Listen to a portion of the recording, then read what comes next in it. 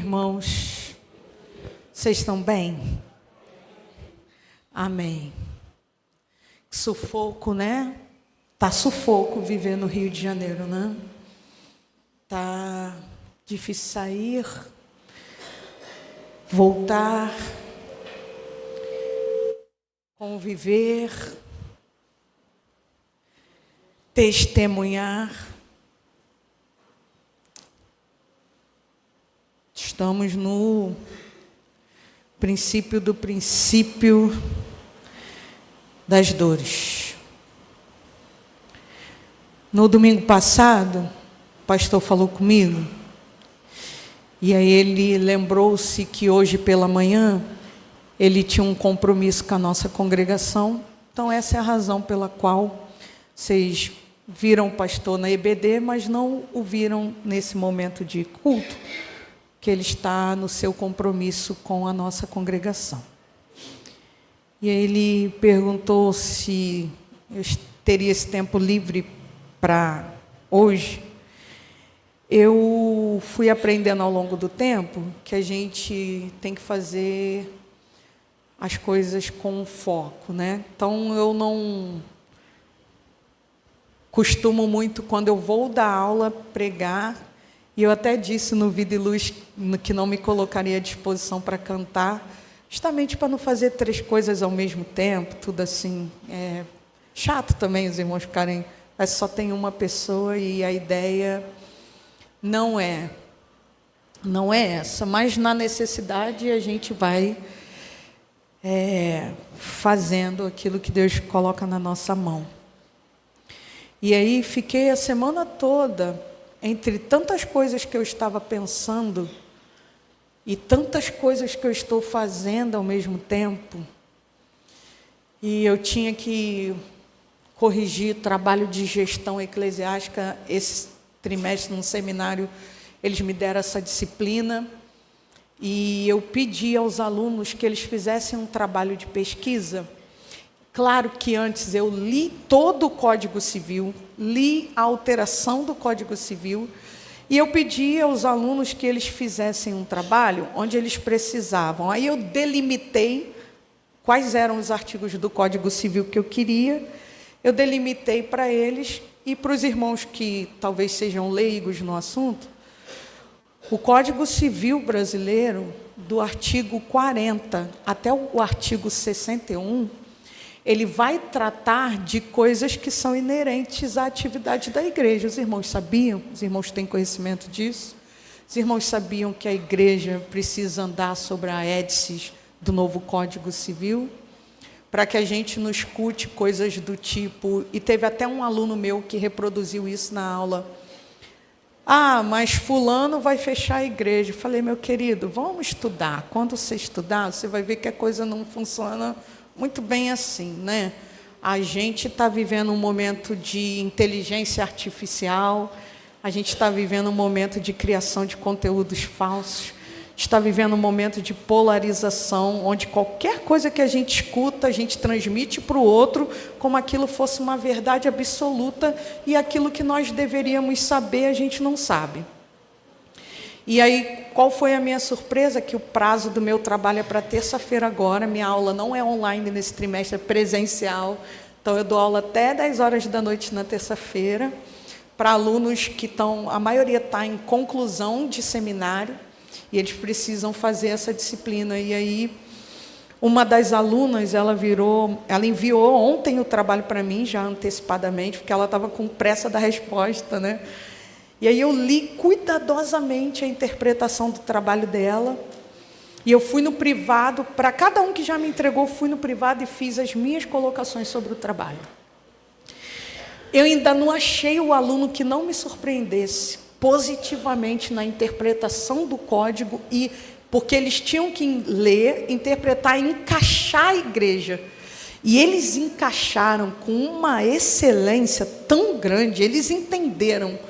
Nem são advogados e não precisa, e eles entenderam. E aí, para essa aluna é a coordenadora da Casa da Pedra de Guaratiba do Jesus Transforma, lá da Cristolândia. Ela é minha aluna.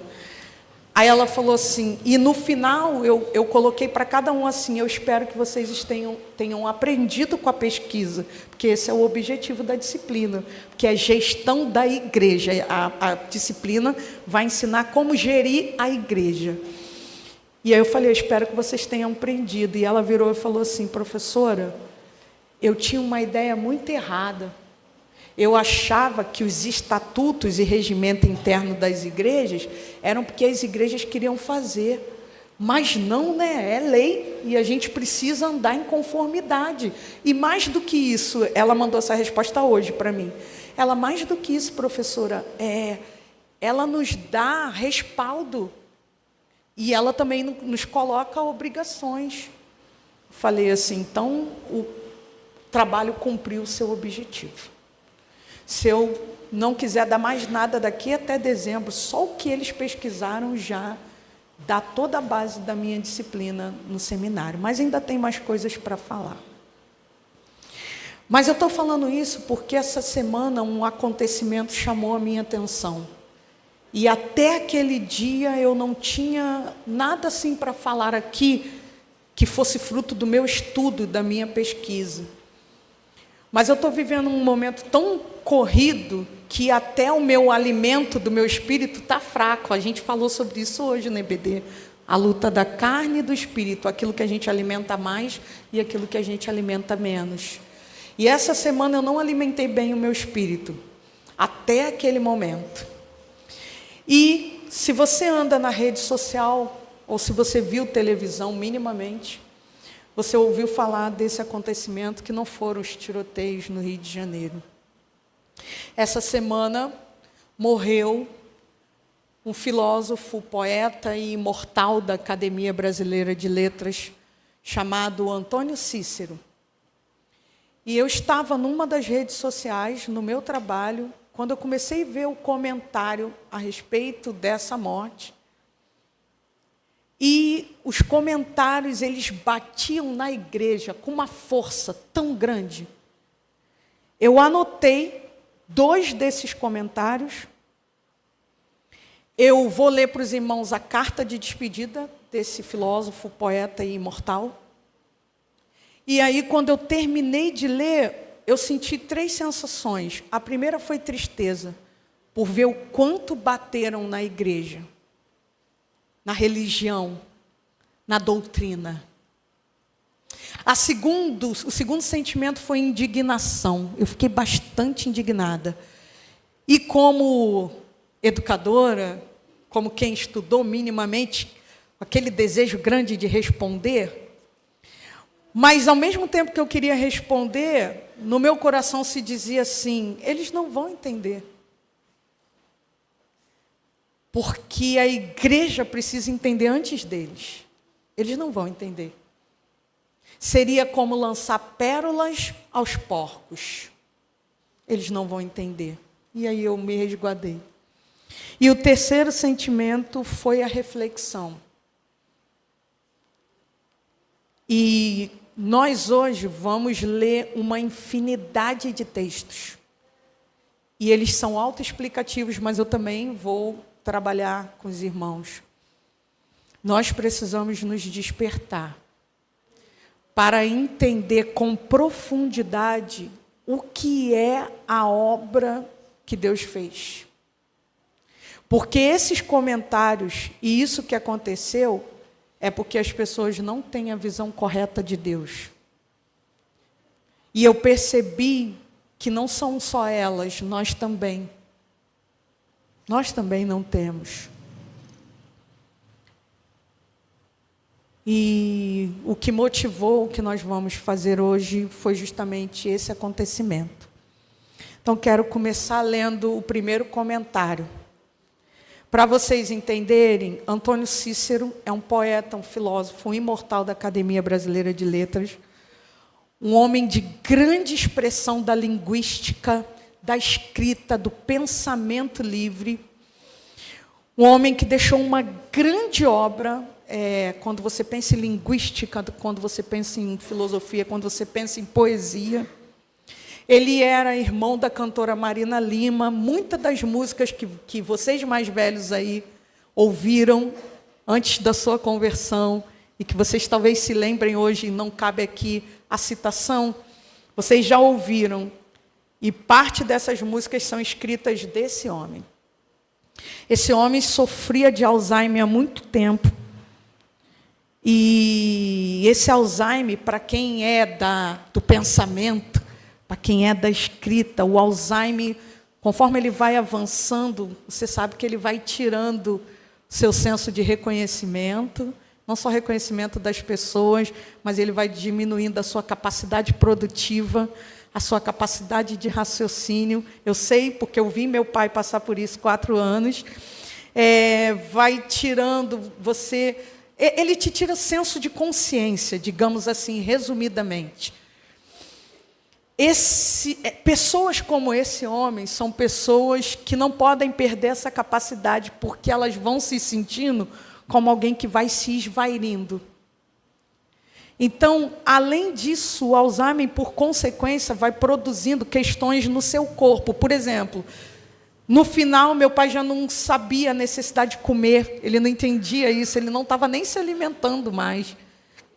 E essa foi a razão por que ele foi internado, para poder botar um GTA, uma coisa desse tipo, para poder se alimentar, porque já estava enfraquecido por não se alimentar, não tinha mínima mais consciência disso, essa necessidade, dessa importância. Não distinguia a dor da fome com qualquer outra dor, eles não distinguem mais.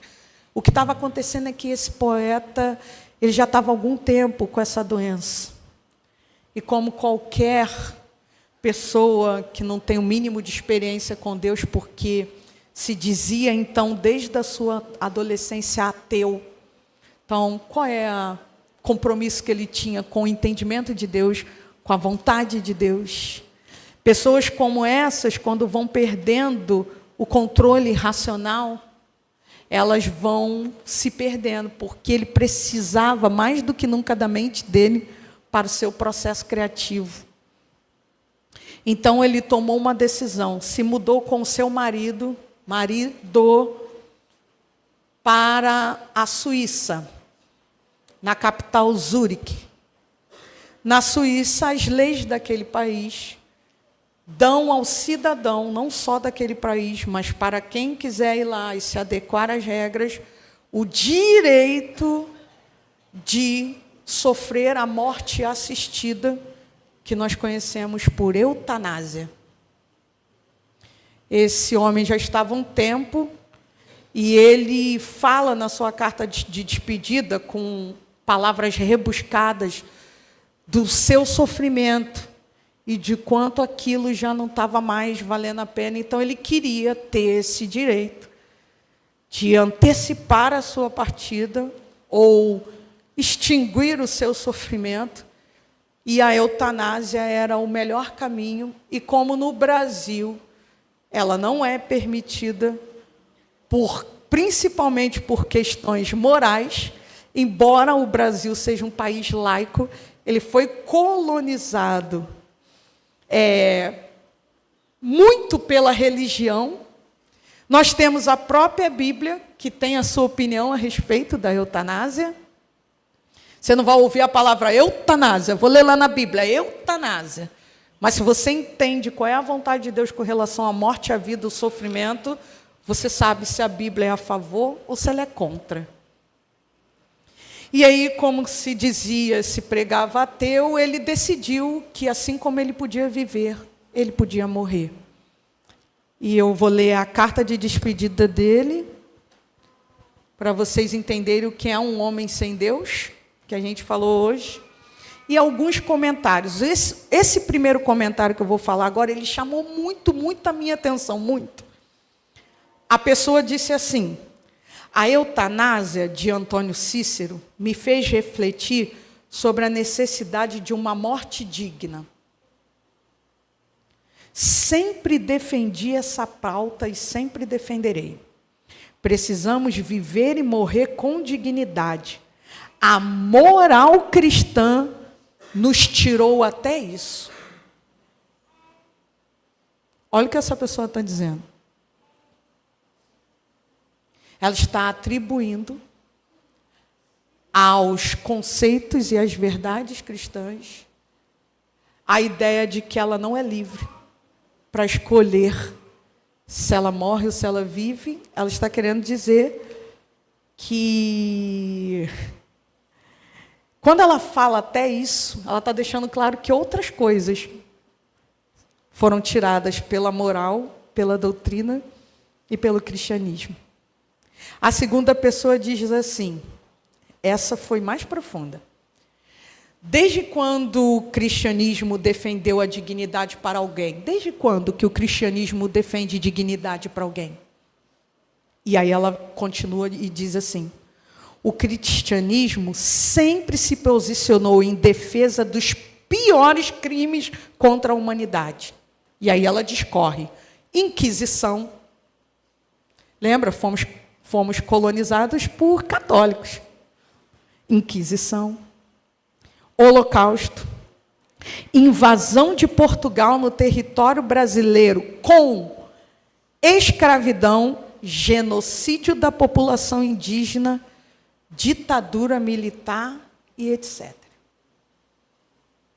Esses são só os 2 comentários que eu peguei de uma centenas de comentários. E todos eles, além de defender de que o Brasil reveja na Constituição a permissão para a eutanásia, eles dizem que isso só não acontece no Brasil, porque, embora ele seja laico, ele vive sobre a moral e sobre aquilo que a doutrina cristã decide. Estão querendo dizer que vocês, todos aqui, são um bando de habitolados que vivem sobre as edges daquilo que a igreja diz que vocês podem ou não fazer. E isso é um pensamento de muito crente também, que vive uma vida falsa, uma vida aqui e ali, porque tem horas que dá ouvido ao espírito e tem horas que dá ouvido à carne. E aí, dando ouvido à carne, se questiona, a igreja não manda em mim, por que eu não posso fazer isso? Por que eu não posso fazer aquilo? E examinam as escrituras não como quem quer entender Deus e sua obra, mas como quem quer ter respaldo para fazer aquilo que a sua carne deseja fazer. A carta de despedida do poeta. Queridos amigos, encontro-me na Suíça, prestes a praticar eutanásia. O que ocorre é que minha vida se tornou insuportável. Estou sofrendo de Alzheimer. Assim, não me lembro sequer de algumas coisas que ocorrem não apenas no passado remoto, mas mesmo de coisas que ocorreram ontem. Exceto os amigos mais íntimos, como vocês, não mais reconheço muitas pessoas que encontro na rua e com as quais já convivi. Não consigo mais escrever bons poemas, nem bons ensaios de filosofia. Não consigo me concentrar nem mesmo para ler, que era a coisa de que eu mais gostava no mundo. Apesar de tudo isso, ainda estou lúcido bastante para reconhecer minha terrível situação. A convivência com vocês, meus amigos, era uma das coisas, se não a coisa mais importante da minha vida. Hoje, do jeito em que me encontro, fico até com vergonha de reencontrá-los. Finalizando, ele diz, pois bem, como sou ateu desde a adolescência, tenho consciência de que quem decide se minha vida vale a pena ou não, sou eu mesmo. Espero ter vivido com dignidade e espero morrer com dignidade. Eu os amo muito e lhes envio muitos beijos e abraços. Assina Antônio Cícero.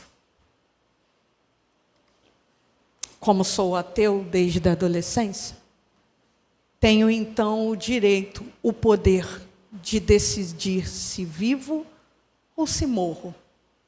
E hoje, mediante o estado em que me encontro, decido que eu quero morrer. Isso é um direito que eu tenho. porque esse poder me pertence. Será? Vamos fazer análise de 4 capítulos de Hebreus. Eu vou ler e a gente vai analisar os resumos juntos. Qual é o objetivo desse pequeno estudo? É que a gente lembre quem Deus é. Irmãos, o cristianismo, ele não é aquilo que a gente vive aqui, nos nossos atos de culto, na nossa vida devocional diária. O cristianismo não é sobre você e as suas necessidades de ser abençoado. O cristianismo não é sobre mim e os meus sofrimentos, as minhas batalhas. O cristianismo não é sobre uma cruz. O cristianismo é sobre Deus, quem Ele é, a sua soberania, a sua obra e o seu amor. Não importa aquilo que a gente deseja viver, aquilo que a gente acha que a gente é, aquilo que são os nossos desejos. Ou nós entendemos quem Deus é, ou a gente nem precisa estar com eles. Não é se eu acredito em Deus ou não que me dá o poder sobre a vida e sobre a morte. É saber que o poder sobre a vida e sobre a morte sempre foi de Deus. Ele é de Deus. Ele sempre será de Deus. Se eu não entendo quem é Deus e a obra que Ele fez, eu não entendo mais nada. Hebreus capítulo 3. Por isso, santos irmãos, que participais da vocação celestial, considerai atentamente o apóstolo e sumo sacerdote da vossa confissão, e essa pessoa é Jesus, o qual é fiel àquele que o constituiu, como também era Moisés em toda a casa de Deus. Jesus, todavia, tem sido considerado digno de tanto maior glória do que Moisés, quanto maior honra do que a casa tem aquele que a estabeleceu. Pois toda a casa é estabelecida por alguém, mas aquele que estabeleceu todas as coisas foi... E Moisés era fiel em toda a casa de Deus, como servo para testemunho das coisas que haviam de ser anunciadas. Cristo, porém, como filho em sua casa, a qual casa somos nós, se guardamos firme até o fim, a ousadia e a exultação da esperança. Assim, pois, como diz o Espírito Santo, hoje, se ouvirdes a sua voz, não endureçais o vosso coração como foi na provocação no dia da tentação do deserto, onde os vossos pais me tentaram, pondo-me à prova, e viram as minhas obras por 40 anos. Por isso me indignei contra essa geração e disse: estes sempre erram no coração, eles também não conheceram os meus caminhos. Assim jurei na minha ira, não entrarão no meu descanso. Tende cuidado, irmãos, jamais aconteça haver em qualquer de vós perverso coração de incredulidade, que vos afaste do Deus vivo. Pelo contrário, exortai-vos mutuamente cada dia, durante o tempo que se chama hoje, a fim de que nenhum de vós seja endurecido pelo engano do pecado. Porque nos temos tornado participantes de Cristo, se de fato guardamos firme até ao fim a confiança que desde o princípio tivemos. Enquanto se diz, hoje, se ouvirdes a sua voz, não endureçais o vosso coração como foi na provocação. Ora, quais os que, tendo ouvido, se rebelaram? Não foram, de fato, todos os que saíram do Egito por intermédio de Moisés? E contra quem se indignou por 40 anos? não foi contra os que pecaram, cujos cadáveres caíram no deserto? E contra quem jurou que não entraria no seu descanso, senão contra os que foram desobedientes? Vemos, pois, que não puderam entrar por causa da incredulidade. O resumo do capítulo 3 de Hebreus é que a incredulidade e a dureza do coração faz com que deixemos não só de ouvir a voz do Senhor, mas nos escraviza por tempo hoje, nos fazendo esquecer que o Deus que manifestou grande glória e poder no passado é o Deus que prometeu algo grandioso no futuro e que vai cumprir. O nosso tempo de hoje nos faz escravos da nossa vontade, nos torna incrédulos, infiéis e perversos, deixando de ouvir a voz do Deus que realizou uma grande obra no passado, para que você desfrute de um descanso e de bênçãos do futuro. O resumo de Hebreus 3 é que aquele povo que morreu no deserto, o mesmo povo que viu Deus arrasar a arrogância do Egito com braço forte, com pragas, com liberdade, com glória, com poder, com autoridade. O mesmo povo que passou mar aberto, provou do alimento do céu, da manifestação do poder de Deus, agora no tempo que se chama hoje, endurece o seu coração pela incredulidade e pela perversidade, porque é escravo do agora, esquecendo-se que o Deus que manifestou obras no passado é o que te prometeu o descanso futuro, que é alcançado pela fé naquilo que Ele é e naquilo que Ele fez. Esse homem que se intitulou Deus, decidindo a sua vida e também a sua morte. Ele não experimentou do Deus vivo. Ele não conhecia esse Deus. Esse homem não experimentou que o Deus do passado poderia manifestar-se no seu tempo presente de hoje e dar a ele glorioso futuro de descanso, que infelizmente ele não experimentará. E não é pelo tempo de hoje, é para sempre. Irmão, você não estava lá na eutanásia. O ato da eutanásia já é o seu pecado de morte. Ele escolheu viver longe de Deus para a eternidade. E é isso que ele está experimentando agora. Nossa, que dureza, é isso que a palavra diz.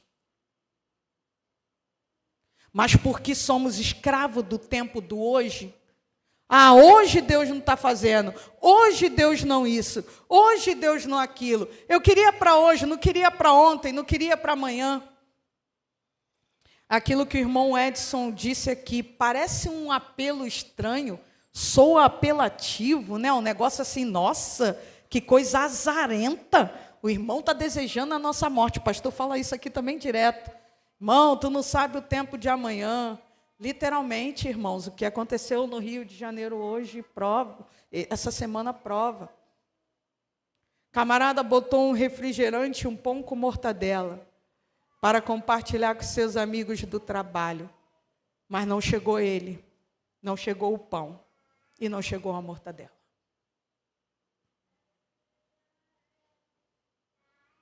Capítulo 4 de Hebreus.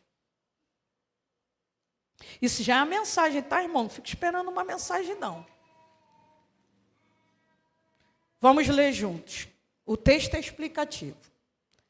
Temamos, portanto, que sendo-nos deixada a promessa de entrar no descanso de Deus, suceda ou aconteça parecer que algum de vós tenha falhado.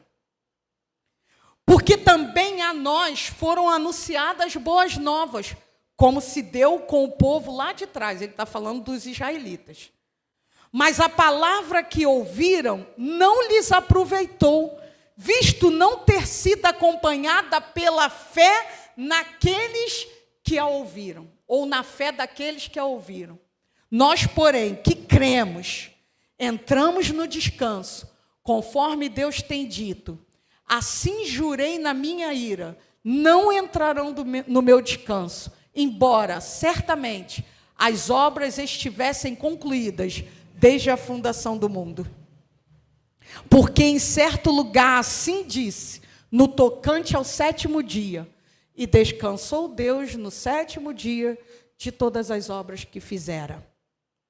E novamente, no mesmo lugar, não entrarão no meu descanso. Está fazendo um paralelo entre o descanso de Deus, o descanso que Ele promete. Deus descansou, mas alguém deixou de usufruir do descanso por causa da sua incredulidade. Visto, portanto, que resta entrarem alguns nele e que por causa da desobediência não entraram aqueles os quais anteriormente foram anunciadas boas novas, de novo, determina certo dia, hoje, falando por Davi, muito tempo depois, segundo antes fora declarado, hoje, se ouvirdes a sua voz, não. Ora, se Josué lhes houvesse dado descanso, não falaria posteriormente a respeito de outro dia. Portanto, resta um repouso para o povo de Deus. Aleluia. Porque aquele que entrou no descanso de Deus, também ele mesmo descansou de suas obras, como Deus descansou das suas. Esforcemo-nos, pois, por entrar naquele descanso, a fim de que ninguém caia, segundo o mesmo exemplo de desobediência dos israelitas. Porque a palavra de Deus é viva e eficaz, e mais cortante do que qualquer espada de 2 gumes, e penetra até o ponto de dividir alma e espírito, juntas e medulas, e é apta para discernir os pensamentos e propósitos do coração. E não há criatura que não seja manifesta na sua presença. Pelo contrário, todas as coisas estão descobertas e patentes aos olhos daquele a quem temos de prestar contas. Tendo, pois, a Jesus, o Filho de Deus, como grande sumo sacerdote que penetrou os céus, conservemos firmes a nossa confissão. Porque não temos sumo sacerdote que não possa compadecer-se das nossas fraquezas. Antes, foi ele tentado em todas as coisas, à nossa semelhança, mas sem pecado. Acheguemo-nos, portanto, confiadamente, junto ao trono da graça, a fim de recebermos misericórdia e acharmos graça para socorro em ocasião oportuna. O capítulo 4, ele vai enfatizar a importância da gente entrar no descanso de Deus, mas pela fé em Jesus Cristo. Você não vai entrar em descanso, e o capítulo 4, ele vai fazer um contraste entre as obras e a fé, porque ele vai dizer assim, se fosse para descansar em Josué, não havia na profecia dizendo que haveria um novo dia, um dia para descanso, um tempo para o descanso. Josué descansou na sua fé das suas obras. Deus descansou depois de ter feito a sua obra. E vocês que conservarem a fé e permanecerem tendo em vocês o sumo sacerdote, que é Jesus, encontrarão descanso das suas obras. Por isso se diz que nessa terra não é lugar de descanso. Enquanto estivermos aqui, temos que trabalhar em favor da verdade do reino. Ele vai dizer que nenhum sumo sacerdote é levantado de si mesmo, ele precisa ser levantado por Deus. Nenhum dos sacerdotes que existiram foram levantados, chamados, senão por Deus. Esse capítulo, ele também vai tratar da ideia da gente confiar que na obra de redentora de Jesus Cristo, ao invés de nós confiarmos no nosso esforço, ele vai falar do papel de Jesus como sumo sacerdote, mas apesar de sumo sacerdote, um sumo sacerdote compassivo. E ele destaca a importância de encorajar os crentes a se aproximarem de Deus com o quê? Com confiança. Não se aproximarem de Deus por aquilo que Ele pode fazer, mas se aproximarem pelo que Ele é. Porque aquele que prometeu lá atrás, Ele vai cumprir, ainda que no tempo chamado hoje, você não veja. Você não veja. Ele vai falar também sobre buscarmos com diligência o descanso de Deus pela obediência da palavra e nós evitarmos de endurecermos o nosso coração pela incredulidade. Quando eu estava vendo os comentários das pessoas batendo no cristianismo por conta de uma decisão que foi particular e de uma eutanásia que a Bíblia condena.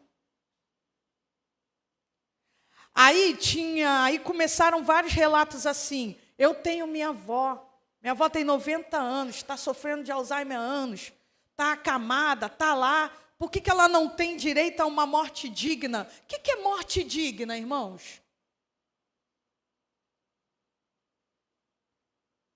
É nós tirarmos a nossa vida porque nós não suportamos um sofrimento?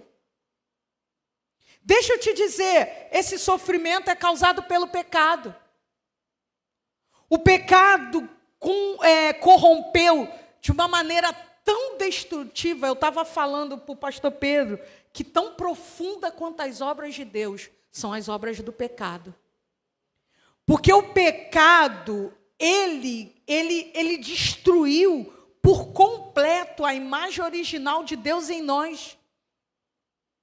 De maneira que hoje a gente olha e a gente questiona o inquestionável. Porque é inquestionável a autoridade de Deus como autor da vida e a autoridade de Deus em Cristo como quem venceu a morte. Isso é inquestionável. Mas o pecado corrompeu a nossa noção de Deus, a nossa ideia de Deus, a profundidade do seu amor, a profundidade da sua obra, de tal maneira que a gente chega nesse momento aqui, em que as pessoas querem liberdade para decidir que se está tudo bem, ela vive muito. Se a gente fizer uma pesquisa rápida aqui, Derek, saberemos que a maioria dos irmãos que está aqui, até mesmo o irmão Nelson, que tem 85 anos, gostaria de viver ainda muito. Sim ou não, irmão? Ele até riu. Ô, glória! Geralmente ele fala, glória a Deus, dessa vez não falou. Devia. Estou brincando. Isso, irmão, isso. Gostaria de viver muito. Quem é em sã consciência aqui que vai ter a coragem de me dizer, do jeito mais mal lavado do mundo, que quer morrer agora? Quem é o corajoso aí? Mesmo eu, tão negligente com a minha saúde, todo mundo aqui sabe, detesto médico. Não vou a médico para nada, quase. Nem eu quero morrer agora. Ah, mas tem um detalhe. Eu quero viver muito, igual a vocês, mas eu quero viver feliz. Quem é que quer viver muito, quer qualidade de vida, bênçãos infinitas? Levanta a mão. Fala a verdade. Não vem com essa, não, estou conformado com a minha vidinha. Não está, não. O boleto multiplica mais que o seu salário. Então, você não está conformado com a sua vidinha. Aí, se for a vida nesse estilo, a gente quer ela, e muito, Derek, e muitos anos, e muitos anos. Agora, quando o sofrimento nos acomete, uma doença nos deixa paralisado do intelecto, do físico, aí a gente quer autoridade sobre a morte para distinguir um sofrimento? Que quero lhe alertar, não foi Deus que lhe causou, mas Ele ameniza isso aí. Não foi Deus quem lhe deu, mas Ele restaura. Aí, se for uma vida acamada, o cristianismo nos roubou com a sua moral o poder de decidirmos se morremos ou se vivemos. Faça-me um favor. Mas sabe o que é isso? Incompreensão da pessoa de Deus e da sua obra. E, baseado na nossa rápida pesquisa de opinião, no nosso experimento social dessa manhã, parece-me que nós também não estamos com a correta imagem do nosso Senhor. Porque nesses momentos, fazemos igual a galera do deserto, endurecemos o nosso coração, enrijecemos o nosso coração. Começamos a questionar. Por quê? Ai, é muito triste ver a irmã naquele estado. É mesmo, você está vendo a irmã aqui aparentemente saudávelzinha. Amanhã tu vê ela ali definhando. Irmão, tu quer ou que a morte venha logo, ou que... Mas qual é a sua compreensão do descanso? Qual é a sua compreensão da promessa? Porque se você é alguém que vive na promessa do descanso eterno em Cristo, você tem a compreensão do desejo que você está tendo. Agora, questionar a moral bíblica, aquilo que a fé bíblica nos diz, para poder respaldar uma decisão de homem pecador, anulando Deus e o seu poder?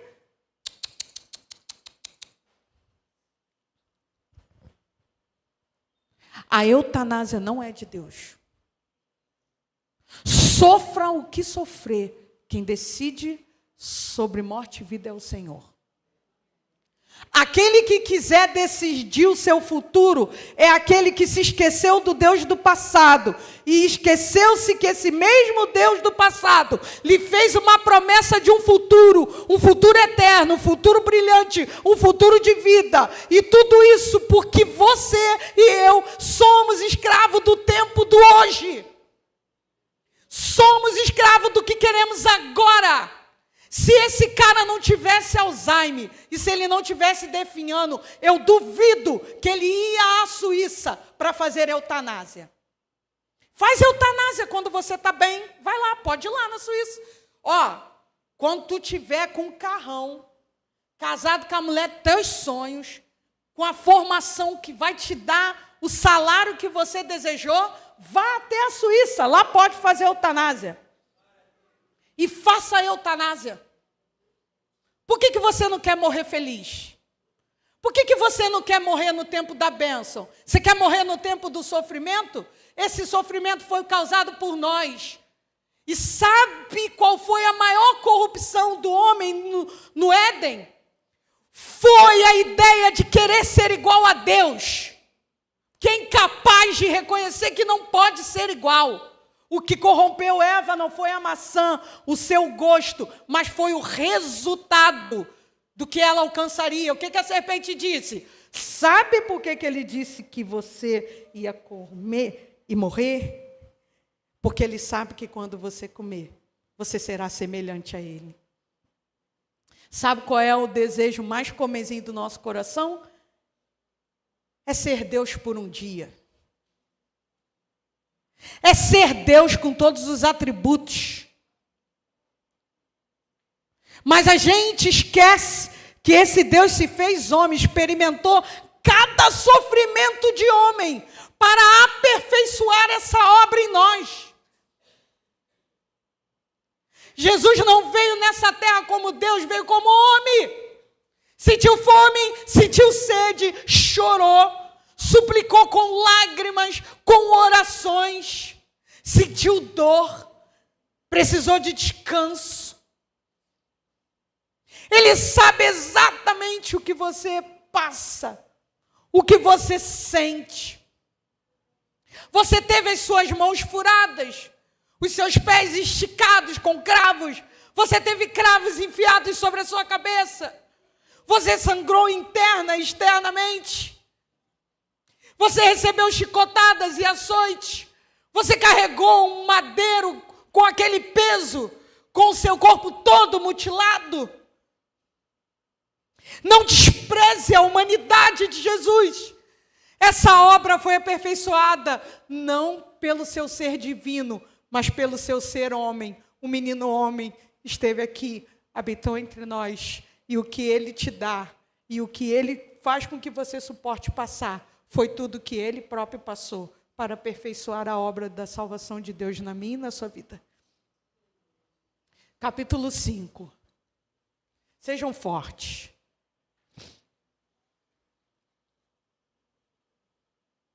Capítulo 5 de Hebreus, irmão.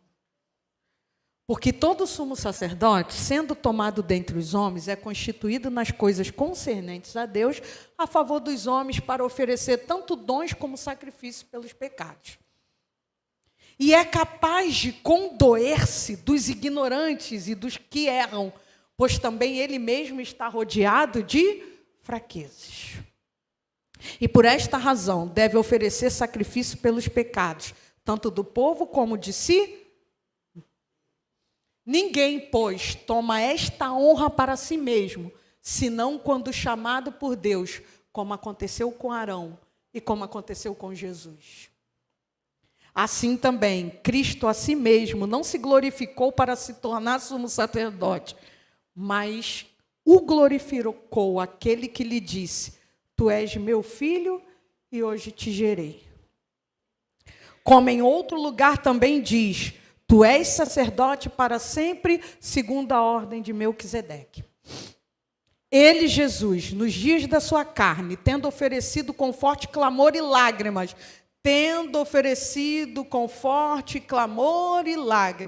orações e súplicas, a quem o podia livrar da morte, tendo sido ouvido por causa da sua piedade, embora sendo filho, aprendeu a obediência pelas coisas que sofreu, o que eu acabei de falar.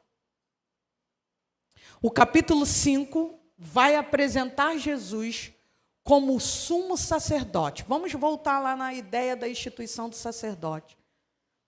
Deus institui o sacerdote para que uma vez por ano apresente o sacrifício por si próprio, porque era ele também pecador, e pelo povo, para a remissão de pecados. Esse, chamado por Deus e por Deus outorgado, se apresentava ao Santo dos Santos com as ofertas de libação, com as ofertas de sacrifício, para a remissão do pecado de todos. Esse era sacerdote. Experimentado na compaixão, visto que, como oferecia pecado por si mesmo, sabia muito bem o que era oferecer pelo pecado do outro. Jesus é o sumo sacerdote, aquele sacerdote para a eternidade. Os sacerdotes eram instituídos, e você vai lembrar que a última geração é praticamente ali a geração de Eli. Depois de Eli veio seus filhos, e por causa do pecado de Eli, o principal pecado de Eli, irmãos, foi a omissão da disciplina aos seus filhos. Os filhos de Eli eram sacerdotes que faziam o que queriam, pecavam contra o Senhor deliberadamente. Eli foi responsável pela doutrina de seus filhos. Prestem atenção aí, você que ensina, que não tem só filhos materiais, tem filhos espirituais. Você é responsável por isso. Nós somos responsáveis por aquilo que a Bíblia diz, irmãos. Essa afronta que eu mostrei aqui para os irmãos, dos relatos da eutanásia aqui, o pessoal discutindo e atribuindo ao cristianismo o fato dessa escravidão de não poder ser livre, decidir sobre a vida e a morte, é nosso dever, como quem tem o sumo sacerdote e o experimenta, defender essa ideia até a morte, se precisar. Mas tem crente recuando. Por quê? Porque não tem o exato conhecimento de Deus. Irmãos, não é possível experimentar mais a presença de Deus sendo meninos espirituais. Esse momento que a gente está fazendo aqui é um momento de reflexão e de muita profundidade. E não é profundidade daquilo que eu digo, é profundidade daquilo que Deus é. Você precisa entender que o poder sobre a vida e a morte é do Senhor. Foi Ele que deu a vida e foi Ele que venceu a morte. O sofrimento não é culpa de Deus, é distorção do plano de Deus pelo pecado. O sofrimento é inerente a todos. Todos vão sofrer. Porque Deus não é mentiroso. E por Cristo disse, no mundo tereis. Não adianta estar no estágio de bem e querer mais bem e querer mais bem. E aí está no estágio de mal e questionar aquele que lhe deu bem. Lembra de Jó para sua esposa? Rapaz, mas oxa, aceitaste os bens de Deus com prazer e o mal não? Que isso?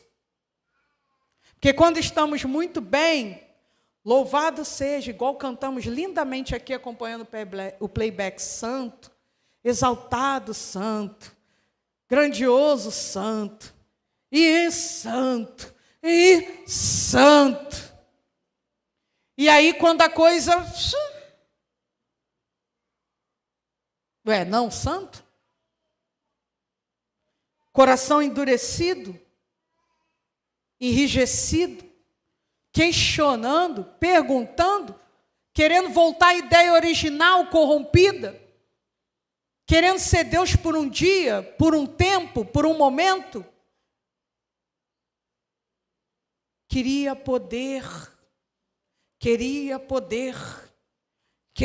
poder, mas não pode. Mas em Cristo pode, entende?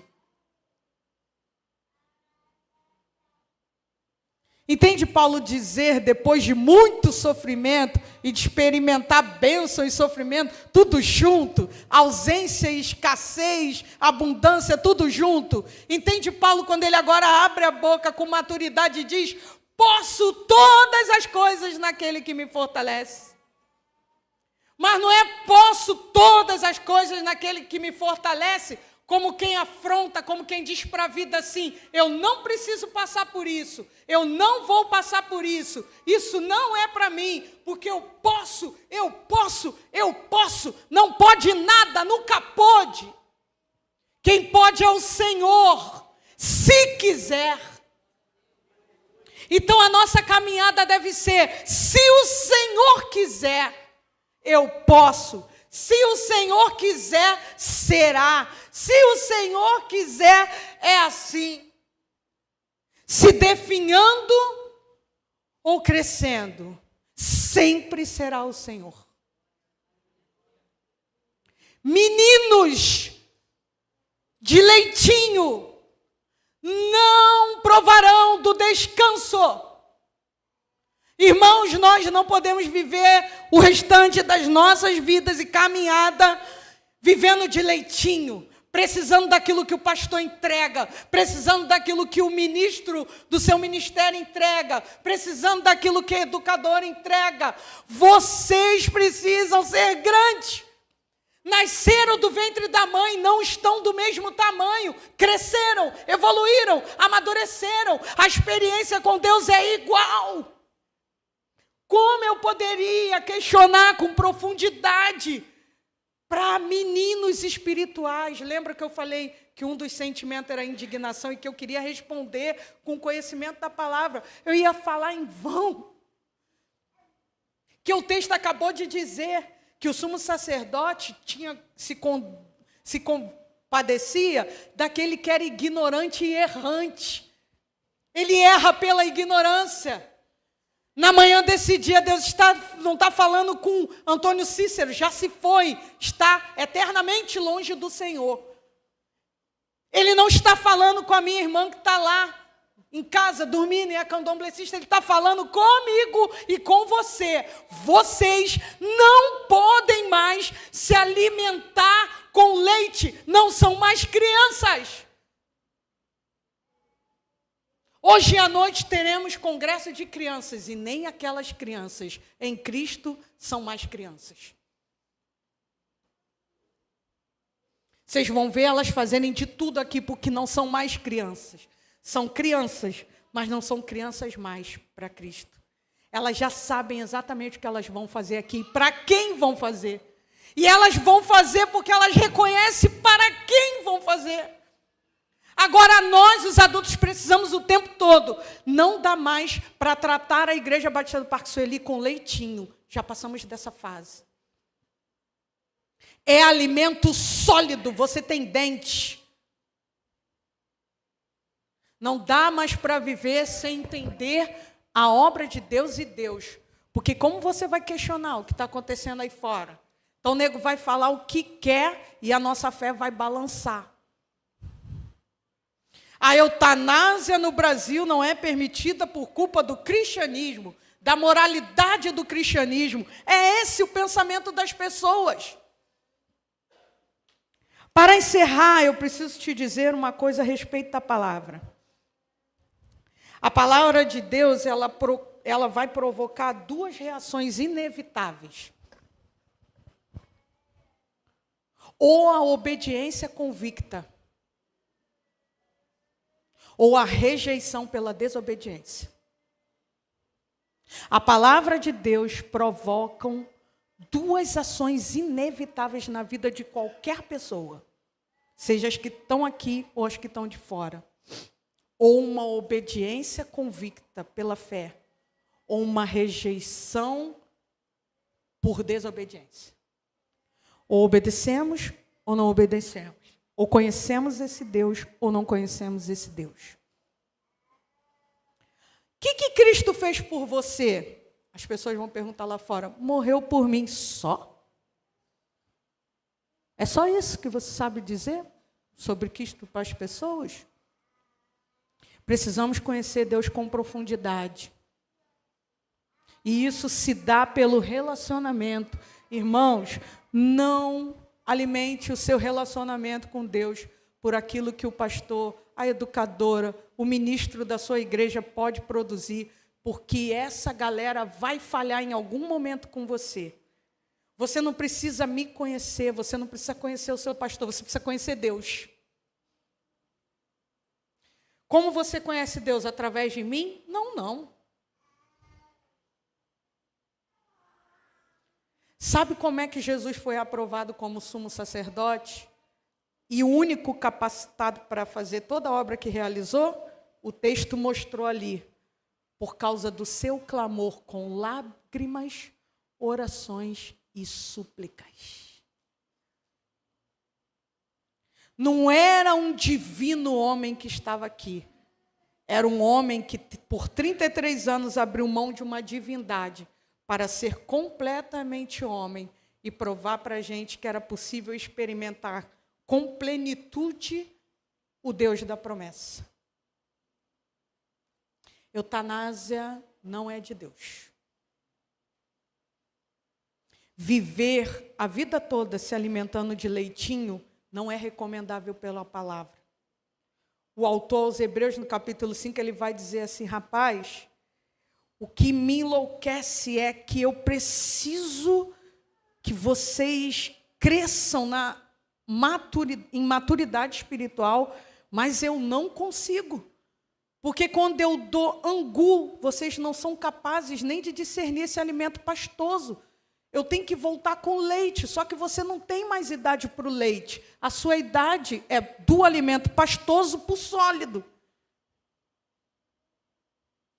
Ah, eu sou jovem, tenho 18 anos, mas quanto tempo você está na igreja? Se você estiver na igreja pelo menos há 1 ano, já não era mais para você estar tomando leitinho. É de pastoso para sólido. Sabe por que a gente não sabe responder a razão da esperança que há em nós? Porque a gente tem 20, 30, 18, 40, mas estamos nos alimentando como uma criança de 2 meses. Maturidade espiritual se alcança com conhecimento e com relacionamento com Deus. Não dá para viver a vida toda bebendo leite. Eu fiquei me lembrando do fariseu. Jesus, pode alguém sendo velho voltar para o ventre da sua mãe? Estou falando de nascer de novo, meu querido. Que a única ideia de nascimento que ele tinha era essa. Ele falou assim, rapaz, mas se tu não nascer da água do Espírito...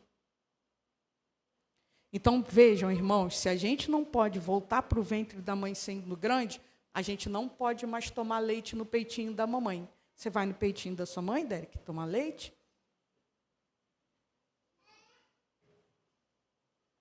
Evangelho é para quem não retrocede. Promessa é para aquele que crê no Deus do passado, suportando o tempo do hoje e sabendo que tem uma promessa futura. A promessa futura é uma promessa de vida, de vitória sobre a morte, mas isso só se alcança pela fé. Irmãos, esqueça a ideia de ser Deus. Já existe um Deus e só existe um. Conheça o seu Deus, irmão. Como é que você vai testemunhar de Deus num mundo desse, cada dia mais corrompido, com conhecimento de Deus cada vez mais? Porque a palavra é confronto, irmãos. A palavra é confronto.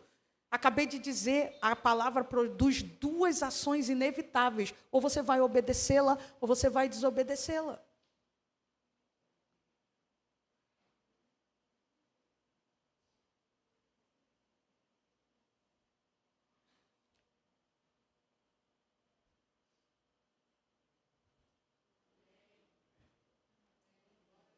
Diante de Deus, calem-se todos. Né?